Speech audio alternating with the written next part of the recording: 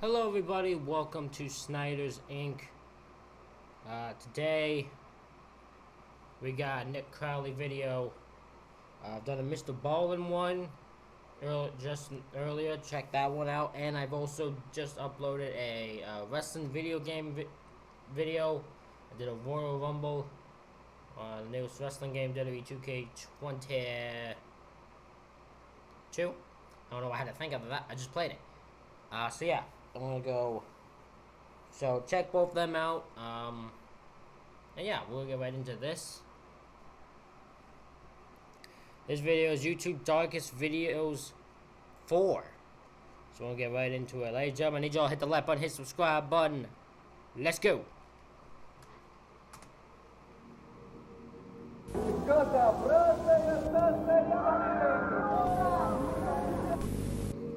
July 29th, 2019, patrons file into a busy bar in downtown LA for the start of an always entertaining open mic night. You never know what types of performances you'll get on nights like these, or what kind of people will grace the stage with their presence. And on this particular evening, patrons would bear witness to one of the strangest acts they'd likely ever seen, and it was performed by a man named Robert Camus. Where's your funny face? Make funny face. Interestingly, Robert has a long history here across YouTube, being featured in what seems like countless videos performing skateboarding tricks with a group of friends. But on this night, Robert was ready to show off another skill of his, as he took to the stage to perform a freestyle rap. What is this right here? I'm a gangster in this house. Fucking cut the EMP off my fucking leg and then I'm out. Starting out, the performance was, well, a little shaky to put it nicely, which was at least partially to blame on Robert's apparent drunken state. But a bad night of karaoke in isolation is nothing all that noteworthy. In fact, despite the lethal doses of cringe, many would actually view this as a great time, a funny memory, and even respect Robert for being so willing to go up there and just give it a try. However, his performance wasn't quite finished yet, and after fumbling his way through the beginning of the song, Robert's lyrics take an unexpected turn. My fucking leg and then I'm out. Motherfucker, you don't even know I'm fucking news. I killed my bitch and buried that bitch in the fucking dirt. Give it out. And I'm out because the cops trying to look for me and I'm fucking jealous. The messy video shows Robert as he raps the line, "I killed my bitch and buried that bitch in the fucking dirt," before muttering that he has to leave because the cops are looking for him. It was a bizarre moment to say the least. Yeah, because you can see the tone change. You can see the people in the background. You can see these guys. Him, and him. All just be like, this just took a turn, what the hell? Like, they have no idea how to react to the bizarreness of it. And despite many in the crowd trying to play off the line as a joke, with the MC even saying that it was an Eminem-inspired performance, others in the audience were more visibly concerned. And as it turns out, they had every right to be. Well, we're inside this bar, the King Eddie bar, and this is where Camus was standing when he did this rap version, and I guess the big question is, was it a confession? Parked out front of the establishment was Robert's gray Prius, and in the trunk of this Prius was a shovel, along with fresh dirt and fresh blood. Blood that belonged to his girlfriend, Amanda Custer.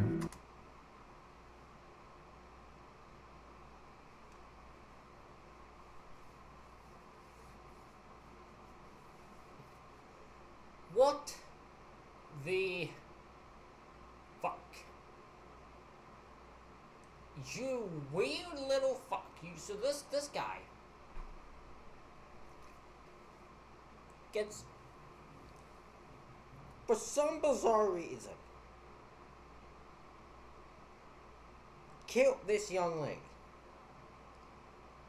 She's a very nice looking lady. Don't know why you can't see any issue with her. And also got a very lovely dog. What? So this guy does this, he buries her, and then he goes to a bar to get drunk in an open mic night, and then confesses to... What the hell is wrong with him? And coincidentally, that very day, Amanda Custer had been reported as missing after a neighbor had witnessed Robert carrying her limp body and placing it in the trunk of his car before driving off, only to emerge hours later. Yeah, I'm just gonna say this. No, see, I don't need to wait for him to come back, be alone. Once I see a man carry his girlfriend's body and put it in the trunk of a car, before he even leaves, I'm calling police. That's sketch. So yeah, I'll call police immediately. Alone at this open mic night. In the moment, a bizarre performance was all this seemed to be, but today, many refer to this rap as being an actual confession, and in the end, this footage would ultimately be used in court and lead to Robert's conviction for the murder of Amanda Custer. I didn't know that would actually, that would be used. I didn't think that could be used, because he's drunk as hell, so I don't even know if you could take that as a serious confession. I mean, he did do it, but I'm just saying, like, that particular scene, I don't know if you could use that as an actual confession. Even though to this very day, her body has never been found. But if the words of Robert are to be believed, then it's sadly very likely that she's out there somewhere, buried deep in the dirt.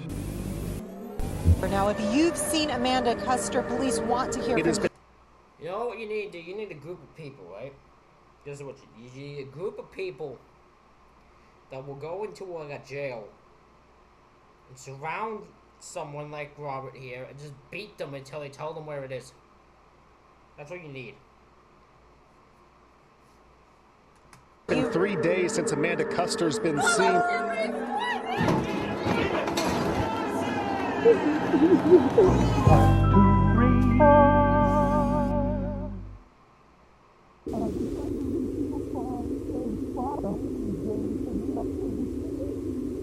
Where were you when it happened? Okay. What is this?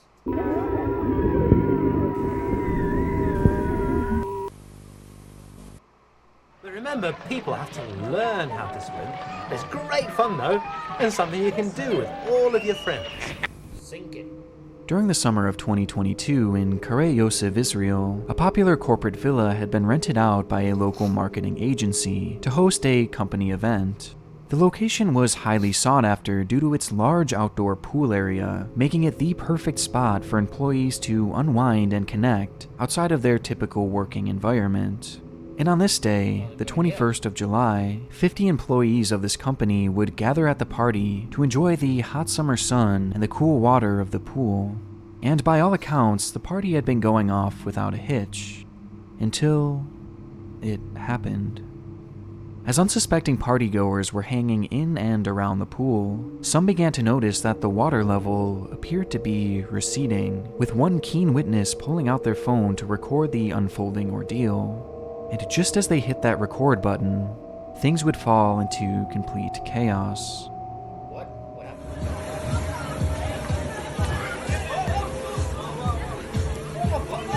What the hell? Oh, hell no. You got to get this sinkhole?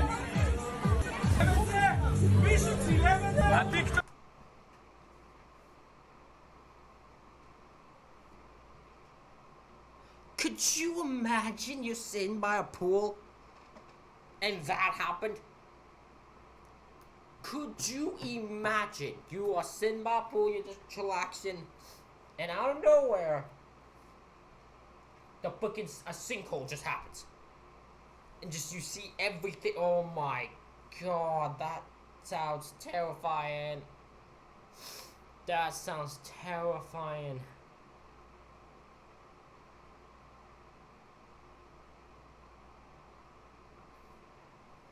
That, oh my god. Oh god, how many people who were in that pool got dragged under? God. I didn't even think on that.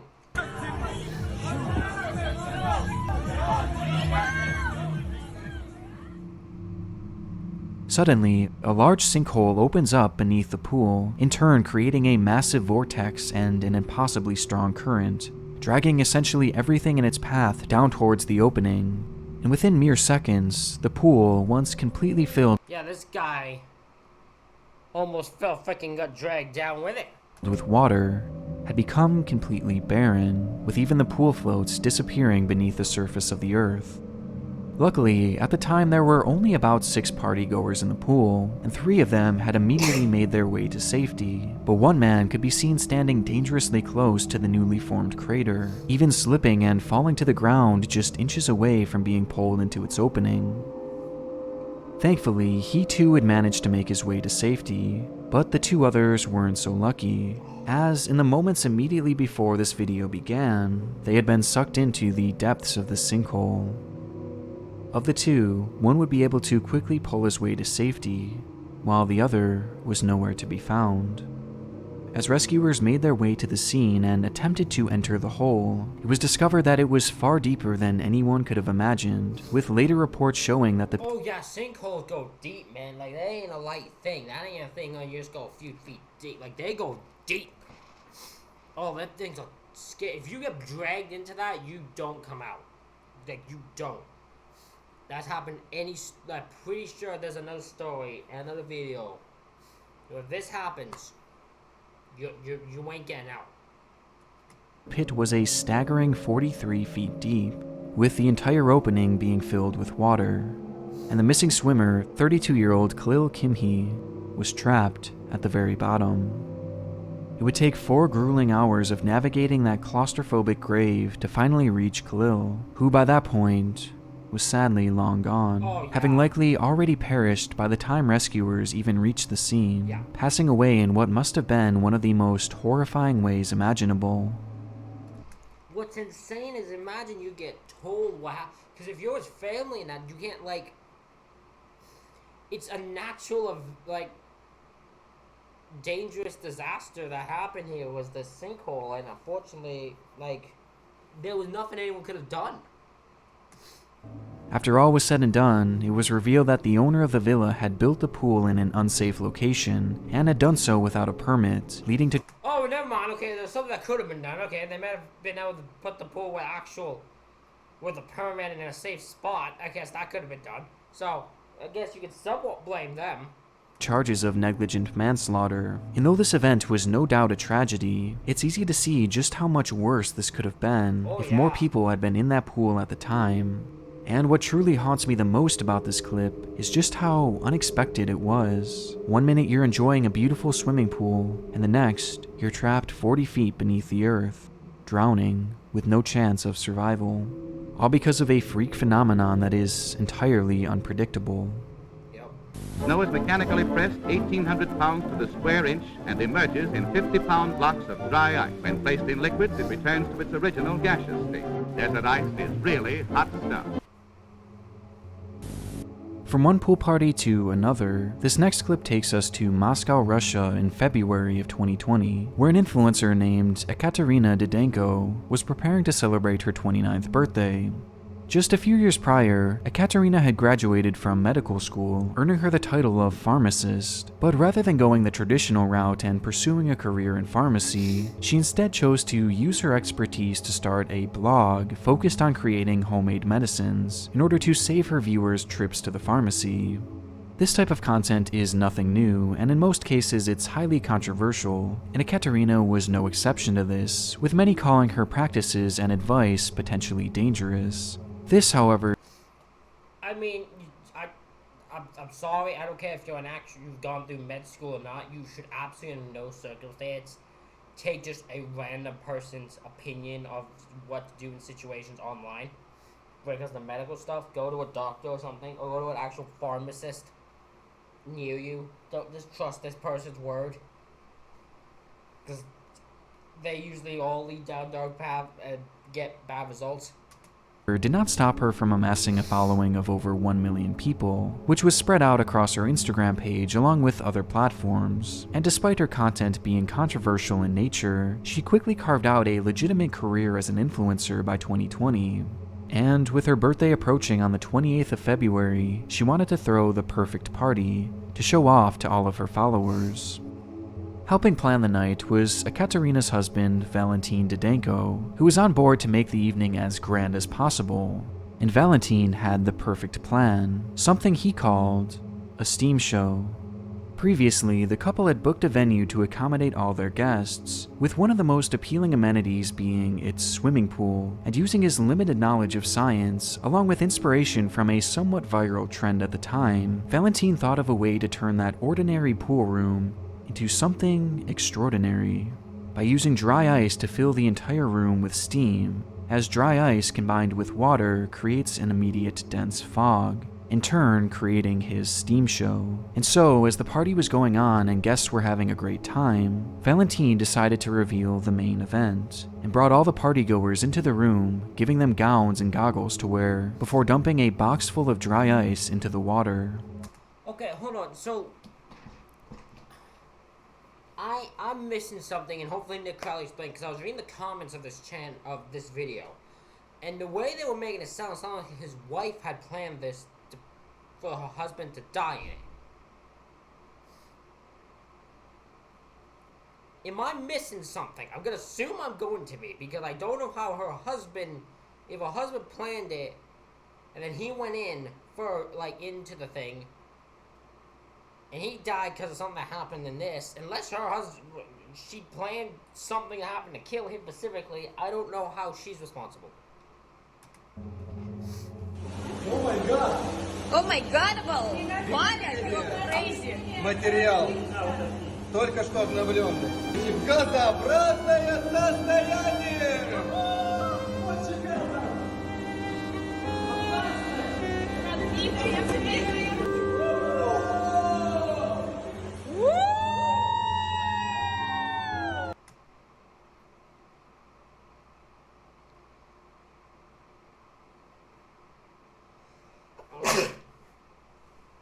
I apologize. I'm fucking got a runny nose for some reason.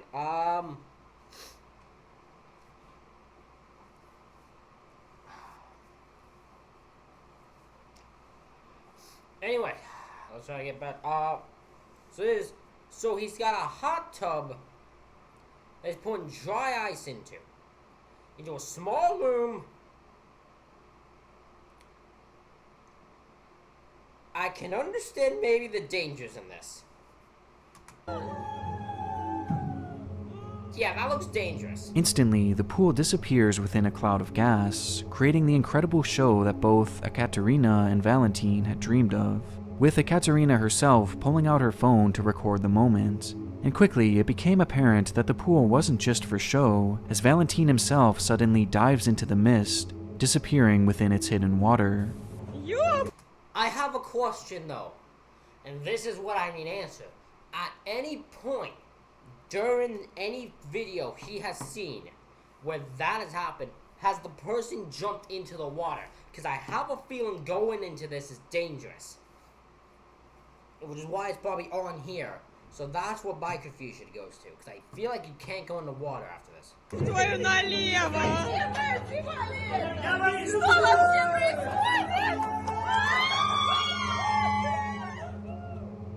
But there was just one problem. The chemical reaction that happens when dry ice and water connects doesn't just cause the formation of mist. It causes the formation of carbon dioxide that is produced in such a highly concentrated form that it appears as fog, meaning that the cloud we are seeing here is made entirely of straight CO2, which in such high concentration is toxic to humans, with it causing shortness of breath. Yeah, so you're not supposed to actually dive into the water. You're supposed to, it's just a cool effect, but you can't actually go into that water. Which this guy was the missing part that this guy didn't figure out. And eventual asphyxiation. And though Ekaterina's recording shows the group having the time of their lives, no one realized that when that dry ice was placed in the pool, it had in turn placed all of their lives in danger. Making matters worse, Valentin wanted the show to be as long-lasting as possible, and in turn ordered the doors to be closed in order to keep that fog inside the small room, meaning that there was very little ventilation to filter out this toxic gas, making the levels of CO2 not just very dangerous, but incredibly deadly. And Valentin had just dove directly into its heart.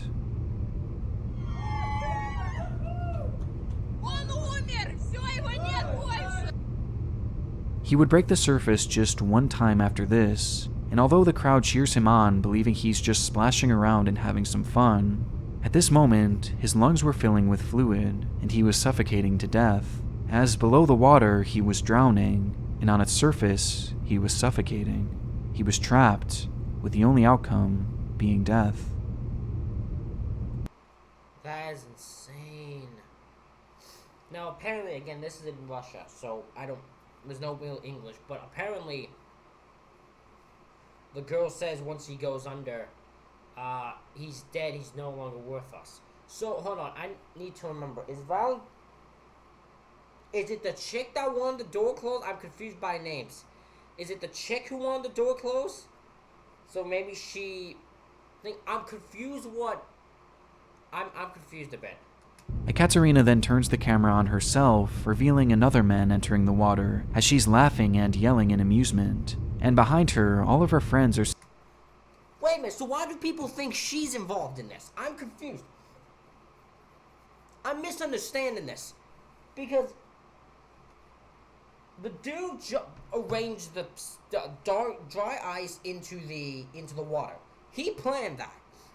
The dude jumped into the water after this on his own accord. The only thing I think if the dude planned the door being closed and locked in, where's this chick responsible for anything? I am so confused by these people who watch this video. I need this explained to me, unless I really am mishearing this. Seen recording the ordeal, oblivious to the fact that Valentine was now dying at the bottom of the pool. They were far too distracted trying to get the perfect shot for their own social media pages. In the end, it truly was the spectacle that Valentine and Ekaterina had dreamed of. Shortly after the recording had ended, partygoers would finally realize that something was terribly wrong, as some began to experience shortness of breath that eventually caused them to pass out. Meanwhile, others began to feel sharp pains throughout their body that were eventually... Hold on, I need to read the comments of this in a moment. I want to make sure I'm thinking it's the right thing.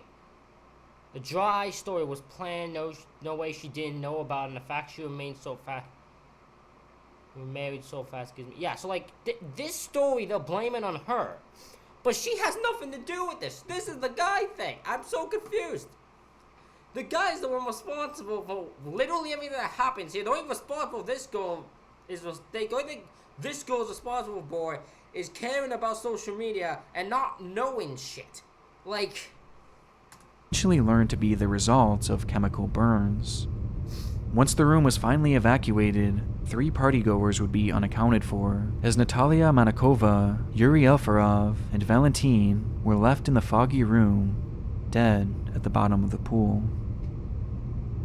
What should have been the perfect day for Ekaterina had instead ended with her becoming a widow, and as off-putting as this video is, many would point to Ekaterina's behavior following the incident as even more unusual. Immediately after the incident occurred, Ekaterina would start her grieving process by posting this video for the world to see, and subsequently vlogging her experience at the hospital and documenting the death of her husband.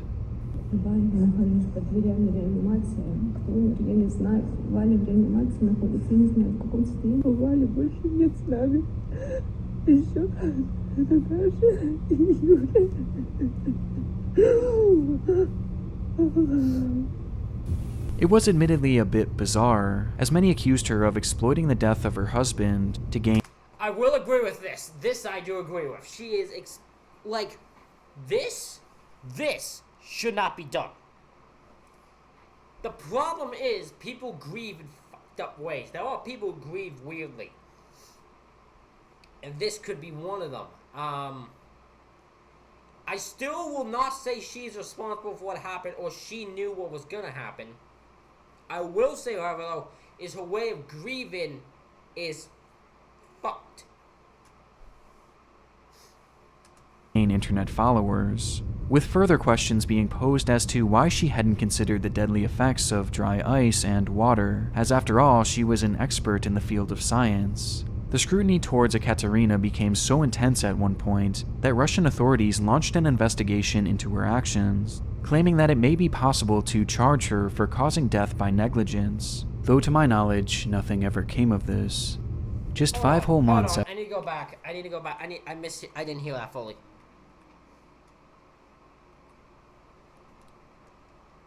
with further questions being posed as to why she hadn't considered the deadly effects of dry ice and water, as after all, she was an expert in the field of science. You know why? It's because this chick, is a pharmacist. A pharmacist? I don't think any pharmacist would probably know the results of this. Because they just hand pills and that's it. The dude planned this. So, but I'm not surprised that she probably didn't know the results. I bet you most pharmacists probably wouldn't. They're not exactly the brightest. The scrutiny towards Ekaterina became so intense at one point that Russian authorities launched an investigation into her actions, claiming that it may be possible to charge her for causing death by negligence, though... Am I confused? Hold on. Why am I feel like I have misunderstood this entire thing. Because my whole brain cell is telling me the guy arranged this and the guy planned this. But this part makes me think the girl... Huh? Have I misunderstood this the entire time? Like, is she responsible by negligence because it's her birthday? Like, it was her birthday thing, so she should have stopped it? Or, like, I'm confused. I'm so confused by this one.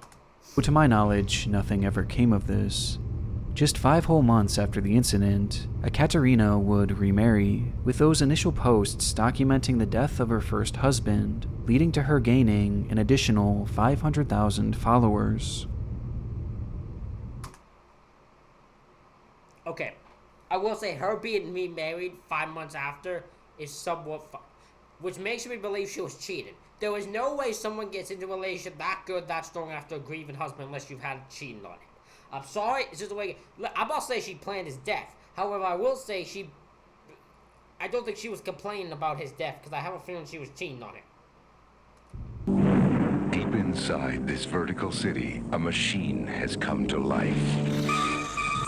A machine with a terrible secret. Take the stairs. For God's sake, take the stairs.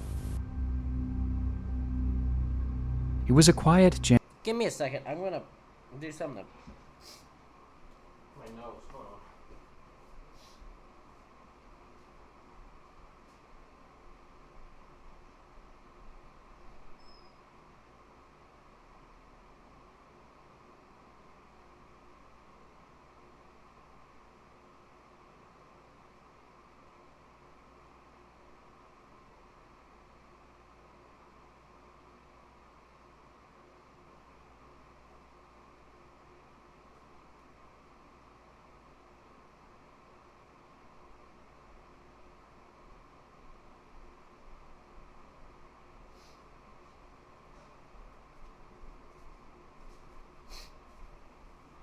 I apologize. I had to blow my nose and see if I can get it to stop being so runny. January night in the Yuanlin Finance and Economics Building, located in western Taiwan, the 16th floor tower held its fair share of both office spaces and residences, though as the clock reached past midnight, only the building manager would be awake in its lobby.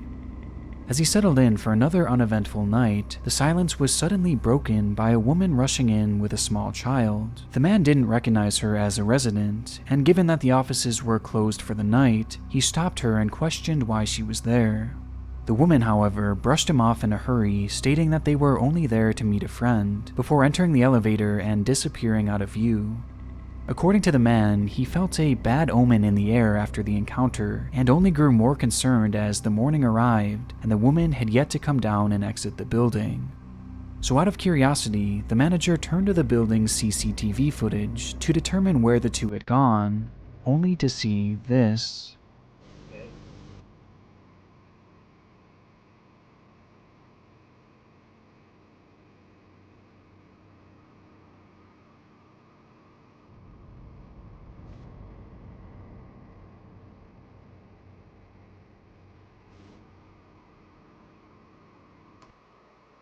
Huh.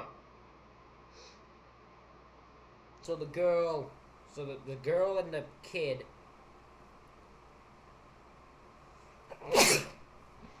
Damn. I apologize again. So the girl and the kid got got on the elevator, took off their clothes, like took off their jackets and all that, took off his shoes, and just booked it. Interesting. Inside the elevator, the woman begins hitting the button to floor 11 in what seems to be a panic, and as the doors close behind her and her child, she then removes her coat and places it on the ground, before doing the same with her kid. When the elevator then reaches their desired floor, she quietly slips off her shoes and exits in a hurry. It's unusual footage, as their behavior just seems slightly off, and it's made all the more disturbing due to what they could or couldn't see on the cameras after that. Upon exiting the elevator, the pair are seen walking down the hallway on floor 11 in this grainy footage recaptured by the man's cell phone, with the two heading in the general direction of the stairwell, which also happened to be the sole entrance to the roof. And from there, the two aren't seen again. Noting this, the manager immediately began fearing the worst, as their bizarre behavior coupled with the route seemingly leading to the roof could only mean one thing, and quickly the police were called for what they believed to be a cleanup job, figuring that the two had jumped off the roof.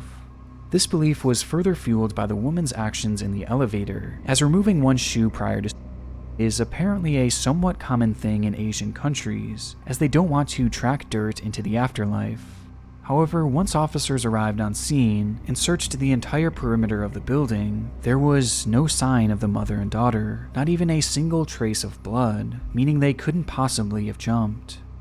Police would then look through the entirety of the footage and review the positioning of the cameras, only to determine that virtually all exits were covered by the watchful eyes of their CCTV.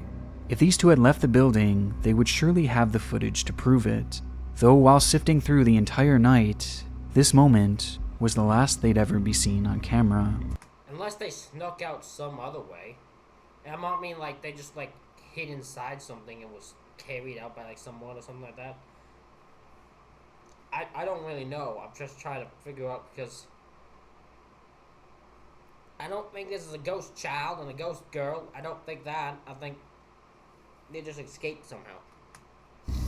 So if they hadn't jumped, and if they hadn't left, then they must be somewhere in the building, they thought, which led to a full-scale search of the complex, with officers going door to door searching every nook and cranny.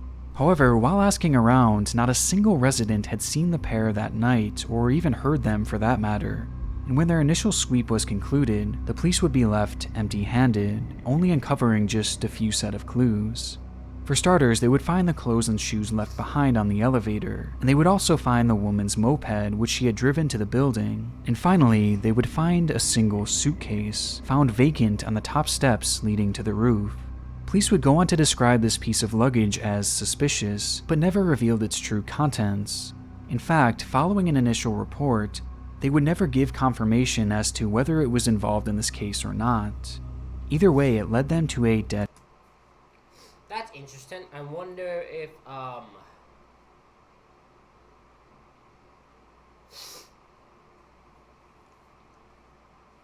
trying to think what could be in that suitcase. That could have been, maybe it's something they can't reveal. So maybe I'm trying to think. I don't really know though what really they could not reveal. So I'm trying to think why they wouldn't have revealed what was in that suitcase. End, as they believe these two could not have possibly left that building, though at the same time, they clearly weren't there.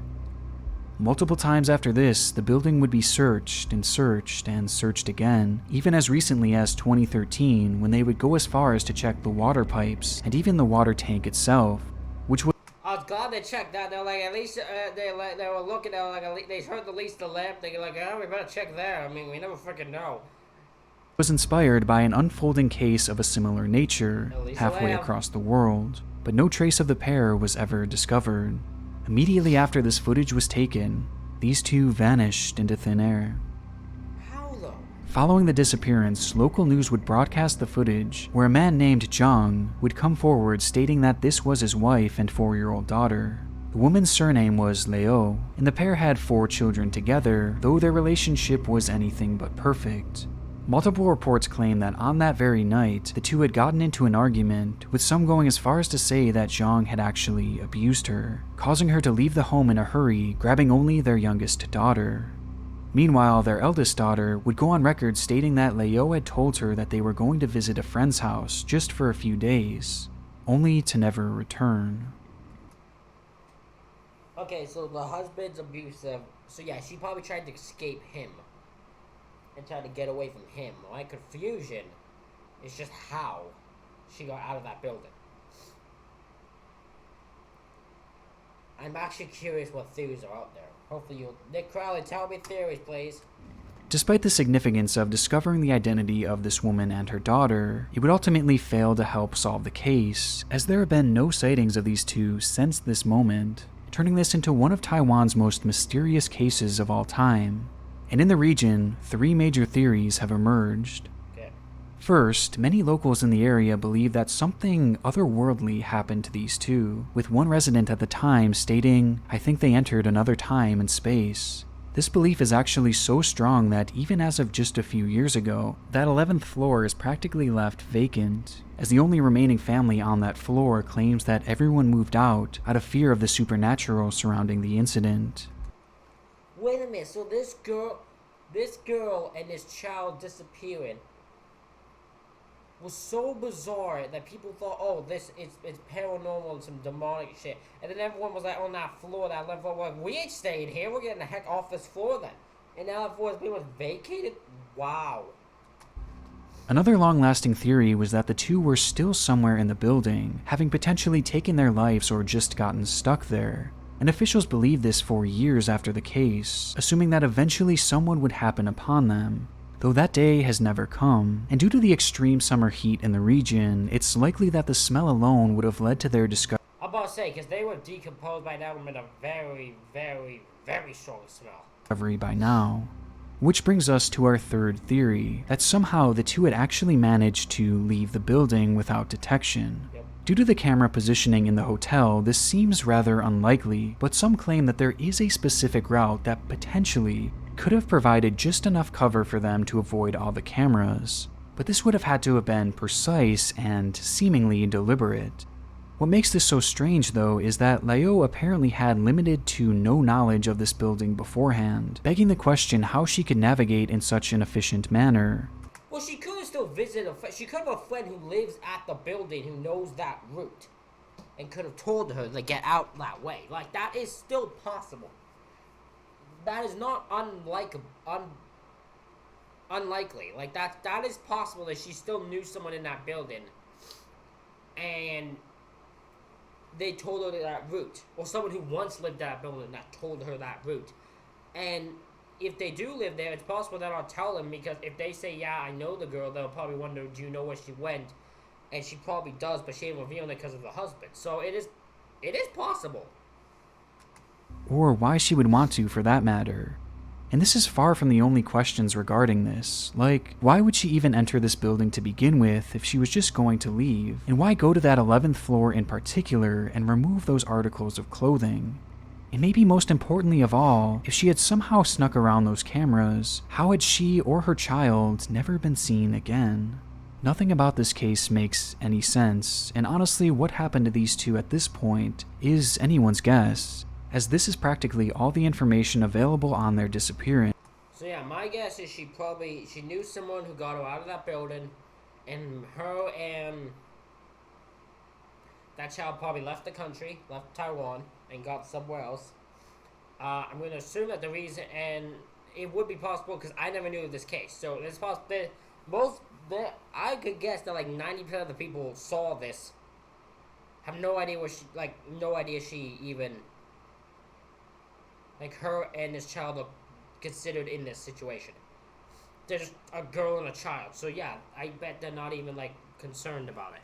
So yeah, that's possible.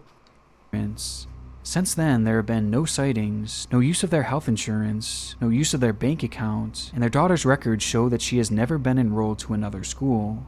It's almost as if they evaporated into that cold night air.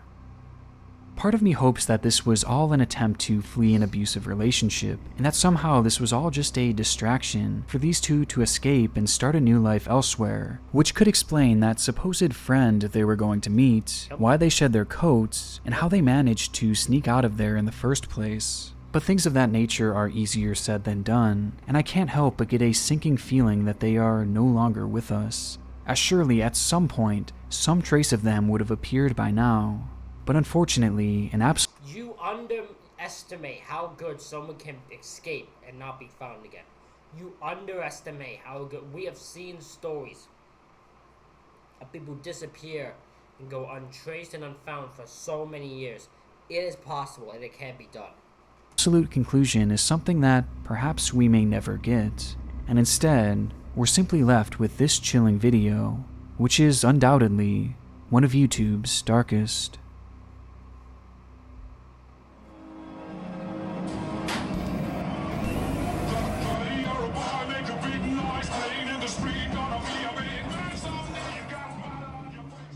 The celebration was well underway. December 5th, 2009 marked the 8-year anniversary of the beloved Lame Horse, a roughly 5,000 square foot nightclub located in Perm, Russia. On the evening of the 4th, the club began to fill with partygoers keen on joining in on the massive party. To commemorate the night, a cameraman and an interviewer would be on scene to document the events of that evening, which they did by first speaking to patrons as they roamed the club, getting their thoughts and opinions on the celebration.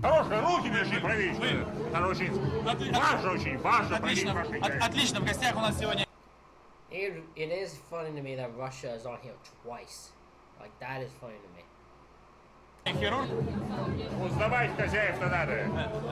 The night all seemed to be in good fun, and it was only just beginning for most, with the party set to go all throughout the night, and as the recording continues, it's clear that the club had big plans to bring in this new year. Following the interviews, the footage shows us a view of the dance floor, which was occupied by a group of performers who had been hired to energize the crowd and further build the hype of the night. The organizers had even hired an MC for the evening, whose job was to keep the party alive.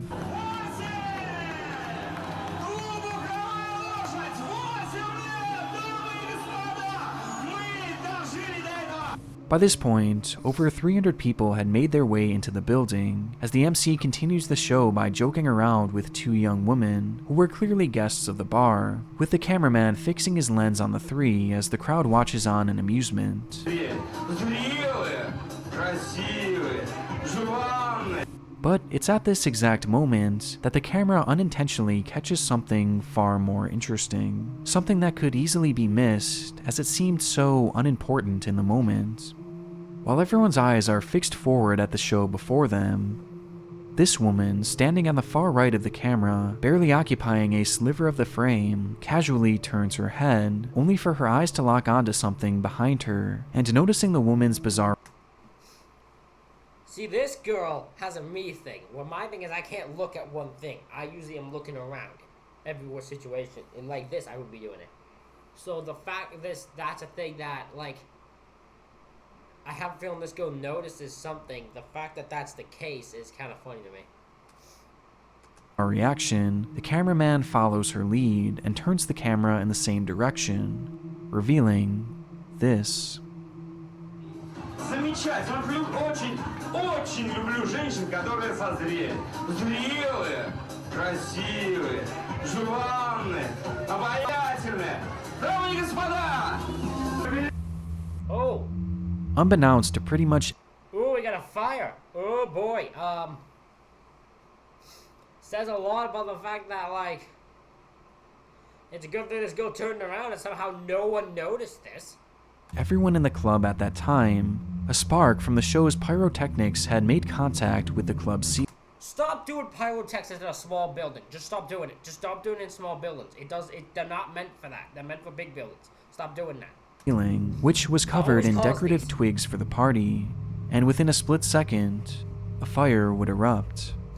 The initial shock caused many to freeze in place for precious seconds, unable to comprehend what exactly was happening, And it wasn't until the MC, the same one in charge of keeping that party alive, began to shout, "Ladies and gentlemen, guests of the club, we are on fire, please leave the hall," that the patrons would finally unfreeze.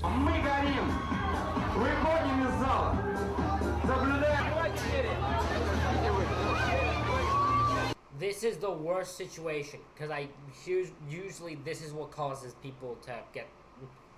This will cause more people to die than the actual fire. Is the urgency to get out, because people will trample over each other, and it will cause issues. It's insane to think how calmness can cause help. I'm not saying just act like nothing's going on, I understand this, but like, the rush to get out and just to shove over each other will cause more pain, will cause more casualties than just trying to get out.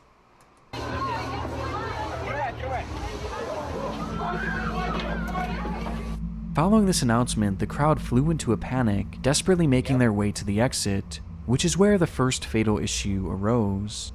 The club supposedly had 2 exits, one through the front door and the other located behind the stage. However, that second exit had no signs indicating where it was, meaning that practically no one in the room knew that it was even there. Because of this, of course no one does.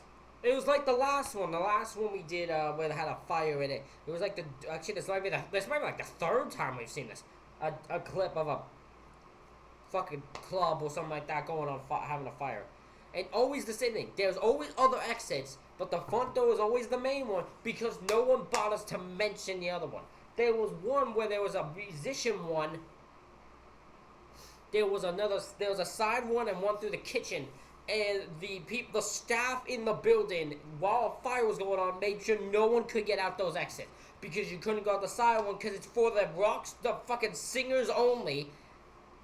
Oh, I hated that. The celebrities only. And then the fucking one in the kitchen, they just stopped and wouldn't let anyone get through. Like, it's a fire. Don't be stupid. most of the patrons began pushing towards that one main exit. Yep. Upon making his way into the hallway, the cameraman reveals the exit and, in turn, another devastating issue. In order to control the crowd going into the venue earlier that night, one of the two doors at the front entrance was locked, meaning that this small opening was the only means of escape for the 300 plus people trapped inside. And to make matters worse, just kick the fucking door open! What do you mean? What do you mean you could get that door open if you wanted to? Trust me on this. Worse, by this point, the entire venue was now shrouded in smoke.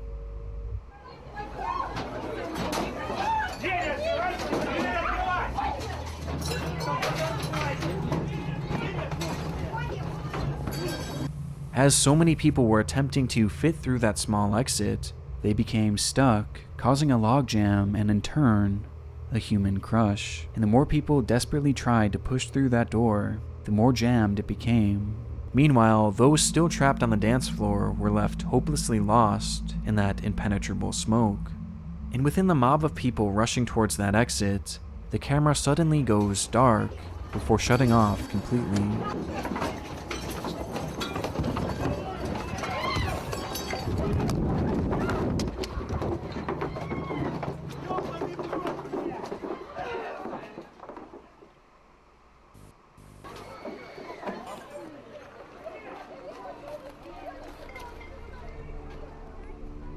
Somehow, the cameraman, along with multiple others, were able to squeeze their way out of the exit.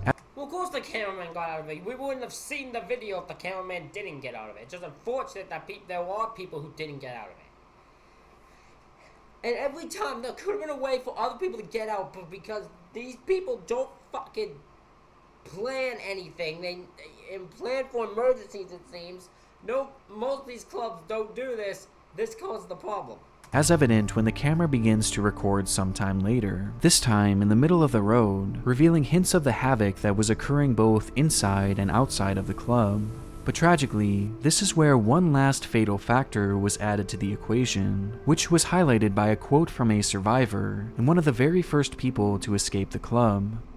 "After I got out, there were no firemen or emergency services for about 20 minutes. Nobody at all. There were only 2 ambulances altogether. They managed to take 6 or 7 men and left. No more ambulance cars arrived, at least I saw none. Firemen had pulled out a number of people by then. Half clothed, they were simply laid out on the cold asphalt. Nobody cared for them. People were lying on the ground for about an hour and a half, definitely for no less than a...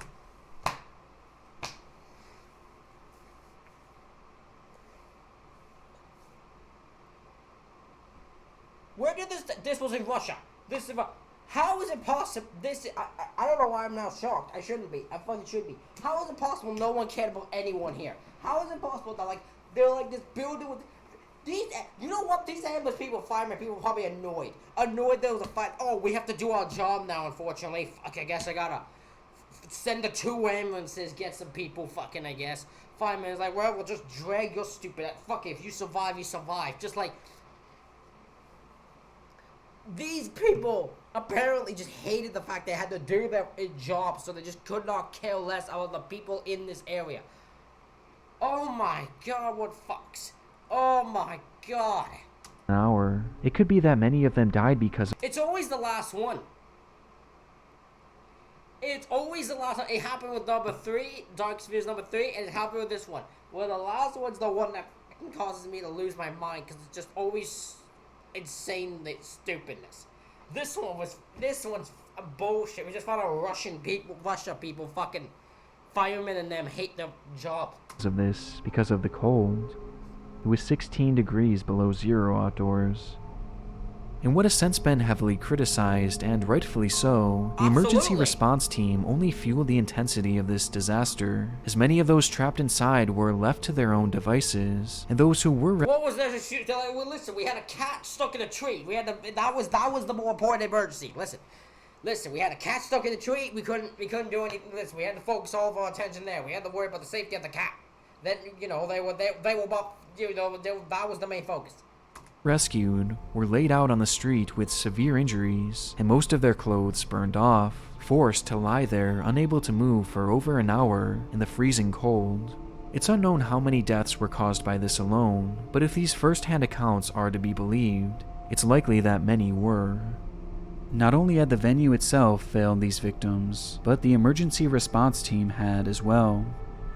Ultimately, 101 people would die on the scene that day, and an additional 55 perished later in the hospital, with the catastrophe amassing a death toll of 156 total people, making it the deadliest fire in Russia since the fall of the Soviet Union. The footage from that night, taken before, during, and after the event, truly account for some of the most disturbing on this site. But 2 moments in particular have always stuck in my mind, the first being that initial stunned reaction from the lady just off screen, as she had noticed what was transpiring before anyone else, and the other being that first reveal of the small fire on the ceiling that would so quickly and so savagely engulf the entire building and claim the lives of so many. It is unbelievable what fire can do. It's unbelievable. I'm not gonna forget that. That's gonna bother me now. That firefighters and that, and ambulance is not doing anything. And focus on the cat in the tree. That's just gonna be my new what I'm gonna say happened here. Ladies and gentlemen, I hope you all enjoyed this reaction video. Let me know what you thought in the comments. Hit the like button, hit the subscribe button. Thank you all for watching. I'll see you all for the next one.